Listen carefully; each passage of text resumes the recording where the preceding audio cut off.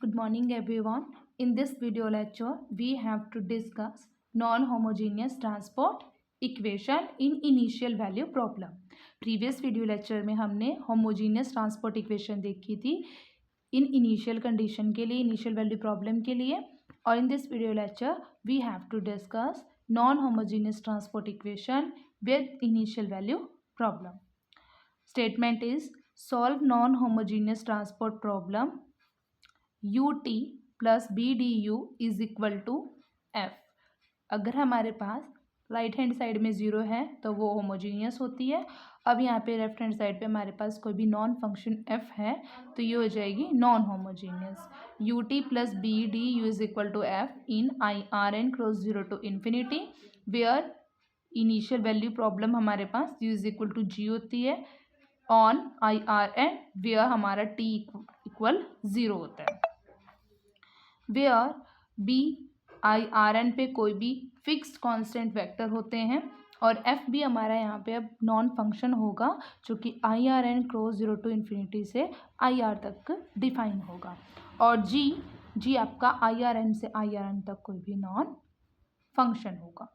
Okay, जैसे statement homogeneous की थी same condition same statement non homogeneous के लिए लेकर चलनी है। इसमें बस डिफरेंस इतना आएगा कि ज़ीरो के प्लेस पे एफ आ जाएगा और यहाँ पे एक न्यू एफ हमें डिफाइन करना पड़ेगा जो कि I R n cross zero to infinity पे ही डिफाइन होगा इनटू आई आर तक। सोल्यूशन देखते हैं। Let x t be any fix point in I R n cross zero to infinity. This value पे हमारी स्टेटमेंट हमारी प्रॉब्लम डिफाइन है। किस पर है? I R n cross zero to infinity हमारी इक्वेशन डिफाइन है। तो जो हम यहाँ से पॉइंट पिक करेंगे वो इसी पॉइंट इसी कंडीशन से लेकर चलेंगे। तो I R n cross zero to infinity से, तो इससे मैं एक पॉइंट एक्स कोमा टी भी ले लेती हूँ कोई भी पॉइंट और यू इसके अलॉन्ग में सोल्यूशन लेती हूँ इस फर्स्ट पार्शियल डिफरेंशियल इक्वेशन का। अब हम जैसे प्रीवियस ट्रांसपोर्ट इक्वेशन का सोल्यूशन फाइंड करते हुए आ रहे हैं, इससे पहले हमने दो एक सॉल्यूशंस देख लिए, एक सिंपल ट्रांसपोर्ट इक्वेशन का और एक होमोजेनियस का। दोनों में हम क्या करते आ रहे हैं, एक z कांस्टेंट ले रहे हैं विद द s वेरिएबल। ठीक है, तो यहाँ पर भी हम नॉन होमोजेनियस के केस में भी वही करेंगे, एक कांस्टेंट z लेकर चलेंगे विद द s वेरिएबल। और z कैसे डिफाइन होगा? आई आर से आई आर तक। तो z सच रहा इंटू आई आर से आई आर तक इसकी मैपिंग है। और जब जो जेड एस हमारा डिफाइन हो रहा है इन पॉइंट्स पे, तो इन पॉइंट्स में कुछ चेंज आ जाएगा। जैसे जेड इन एक्स में ले रहे हैं तो इन ये पॉइंट्स भी हमारे एक्स में सब्स्टिट्यूट हो जाएंगे। तो एक्स क्या बनेगा? एक्स के साथ प्लस एस बी हो जाएगा और टी प्लस एस हो जाएगा where s belongs to I R. This is our equation number 1, this is our equation number 2।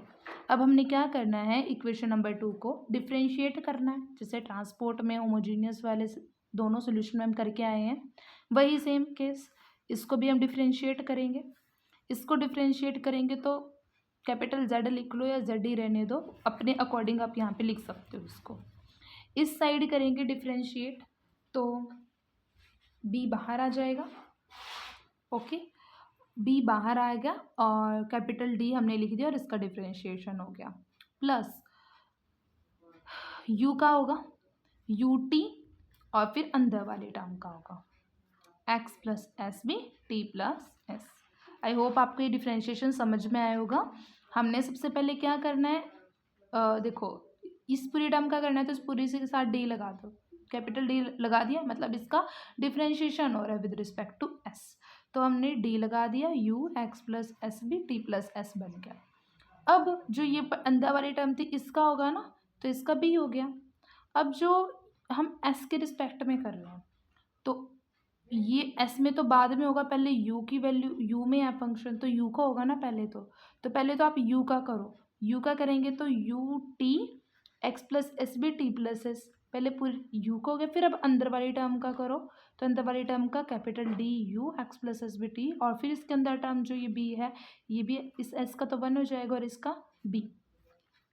इस पूरी वैल्यू को आप नेम दे दोगे एफ। क्यों दे दोगे? क्योंकि यू हमारे पास सोल्यूशन है पार्शियल डिफरेंशियल इक्वेशन का और ये यू की टर्म्स है दोनों की दोनों, ठीक है। तो ये सारे टर्म्स ये हम यही तो लेके चल रहे हैं, u t plus b D u, इसी का तो हमने डिफ्रेंशिएशन किया है। और ये टर्म किसके इक्वल है, एफ के। तो जब हम इसका डिफ्रेंशिएशन करेंगे तो वो किसी एफ और समथिंग के इक्वल ही होगी। तो जब हमने इस साइड इसका डिफ्रेंशिएशन किया तो ये एफ के डिफ्रेंशिएशन के इक्वल होगी, इसका डिफरेंश ये टर्म इसके इक्वल है, तो मतलब इसका डिफरेंशिएशन और इसका डिफरेंशिएशन भी इक्वल होगा। तो हमने जब इसका डिफरेंशिएशन किया वो इस टर्म के डिफरेंशिएशन के इक्वल होगा। इसका डिफरेंशिएशन क्या आया, ये, और ये किसके इक्वल होगा, एफ। एफ के साथ यहाँ पे भी वेरिएबल एक्स टी ही थे, लेकिन अब क्या बन जाएंगे, x plus s b t plus s. अब हमने क्या करना है, इंटीग्रेट करना है। इंटीग्रेट करना है इस टर्म को both side with respect to s, जिसके रिस्पेक्ट में डेरिवेटिव किया उसी के रिस्पेक्ट में इंटीग्रेशन करना है। तो हमने एस के रिस्पेक्ट में इसका इंटीग्रेशन करना है और लिमिट क्या लेके चलेंगे, माइनस टी टू ज़ीरो। तो z S, capital Z S था मान लो, और इसका इंटीग्रेशन कर दिया तो वो दोबारा स्मॉल जेड एस ही आ गया। तो जेड एस और limit minus T to zero equal, यहाँ पे भी minus T to zero f x plus s b t plus s D s. अब यहाँ पे इसमें अपर लिमिट रख दो, माइनस लोअर लिमिट रख दो। अपर लिमिट क्या है, ज़ीरो, तो Z is zero minus Z into minus T equal this term.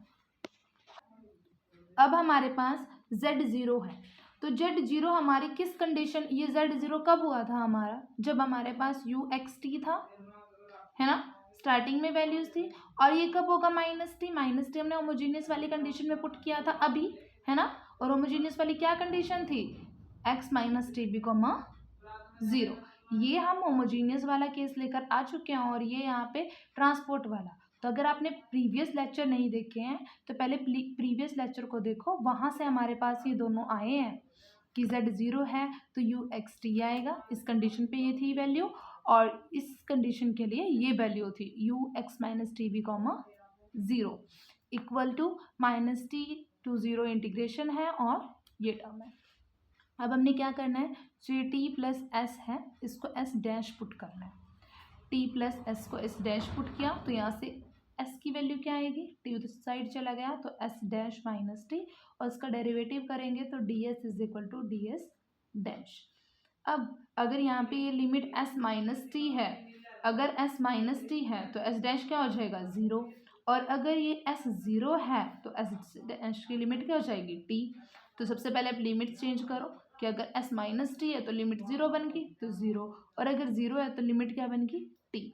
तो ज़ीरो टू टी, और एक्स का एक्स रखेंगे प्लस एस की क्या आई value, S dash minus T, तो एस की जगह पे एस डैश माइनस टी कर दो, इंटू बी है तो B, comma T plus S, क्या पुट किया है टी प्लस एस को, एस डैश, तो वैल्यू पुट कर दो एस डैश की, तो इंटू डी एस के साथ इसका इंटीग्रेशन हो ही रहा है इसके रिस्पेक्ट में। तो ये वाली टर्म हमने होमोजीनियस वाले रिजल्ट में देखा था किसके इक्वल थी जी एक्स माइनस टी बी के, है ना। यू एक्स किसके इक्वल था, जी एक्स के इक्वल था ना, तो ये हमारा जी एक्स के इक्वल आ गया। और यहाँ से ये टर्म है लेफ्ट राइट हैंड साइड पे zero to T F x plus S dash minus B comma S D S same है। ये यही रिजल्ट लिखा हुआ है जो हमने होमोजेनियस वाले केस में देखा था। अब U X T is equal to, ये माइनस है तो जाके प्लस हो गया, G X minus T B plus zero to T integration है F x plus S dash T B, S dash पूरी स्टेटमेंट पे सेम है। अब U X T equal to G X minus T B plus integration along zero to T F X. अब हमने क्या किया, यहाँ से वेरिएबल्स को रीनेम कर देंगे, मतलब चेंज कर देंगे, एस डैश की जगह पे एस लगा देंगे। तो एस डैश की जगह पे क्या आ गया, एस आ गया, यहाँ पे भी एस डैश की जगह पे एस आ गया। और जब हमने ये चेंज किए थे तो हमने डी, हमारे डी एस भी डी डैश में, डी एस डैश में चेंज हो गया था ना, तो ये भी दोबारा हम रीनेम करेंगे तो डी एस बन जाएगा। वेयर एक्स हमारा आई आर एन से बिलोंग करता है और टी ज़ीरो से बड़ी या ज़ीरो के इक्वल वैल्यू है। तो hence U X T given by equation number third is the required solution. तो ये हमारे पास इक्वेशन नंबर थर्ड पे रिक्वायर्ड सोल्यूशन आ जाता है होमोजीनियस इक्वेशन का, ठीक है, this is our required solution.